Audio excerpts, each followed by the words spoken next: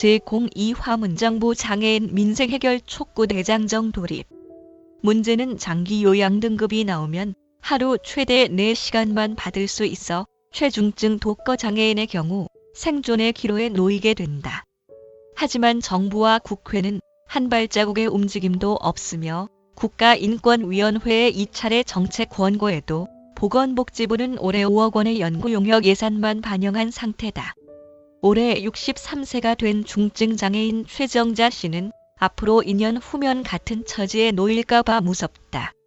내가 할 수 있는 거라곤 이렇게 조그마하게 이야기하는 것과 숨 쉬는 것뿐인데 활동 지원 시간이 줄어든다고 하면 죽으라는 것과 같은 소리라면서 탁상 행정만 하는 정부는 장애인을 죽음으로 몰고 있어 무섭다고 토로했다.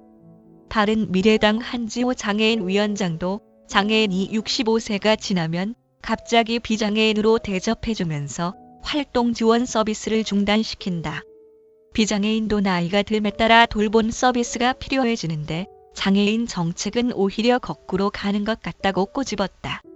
또한 추진위는 활동 지원 휴게 시간 적용 제외, 활동 지원 개인 예산제 도입을 함께 들었다.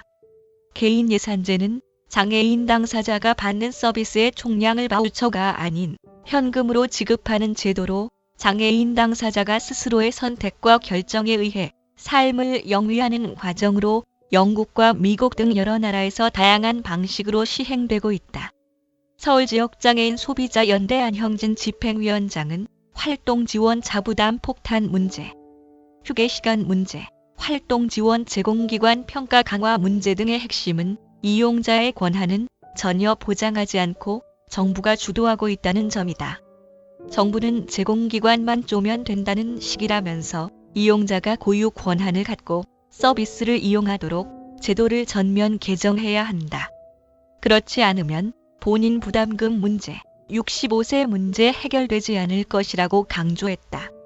한국장애인 인권포럼 김성곤 사무처장은 개인 예산제의 궁극적인 목표는 서비스를 누가 관리하느냐로 서비스를 이용하는 수요자 또는 장애인 중심으로 서비스의 질과 종류를 결정하는 것이 가장 큰 주제라면서 현재 현금을 줄 수 있는 법을 바꾸고 장애인들 간의 합의가 있어야 한다. 또 서비스 양이 줄어들면 안 되기 때문에 절대적인 예산 확대가 담보돼야 한다고 주장했다. 이어 김 사무처장은 현재 외국에서는 조금씩 다른 형태로 개인 예산제를 실행하고 있는데 우리나라 실정에 맞게 기본적인 취지에 벗어나지 않고 빠른 시일 내에 해나가야 한다면서 개인 예산제에 합의하고 있지 못한 사람들이 있는데 실제로 이 제도로 누구에게 이득이 갈 것인가 그것을 중심으로 놓고 다른 것들은 밑으로 둬야 한다. 장애인 스스로 결정하고 평가하고 계획할 수 있는 개인 예산제를 반드시 시행해야 할 것이라고 피력했다. 한편 추진위는 이날 기자회견이 끝난 후 국민권익위원회 정부합동민원센터를 통해 정세균 국무총리에게 장애인 활동 지원 본인 부담금 완전 폐지 연령 제한 폐지 휴게 시간 적용 제외 개인 예산제 도입 등 4가지 사항에 대한 요구서를 제출했으며 오는 28일까지 답변을 요청한 상태다.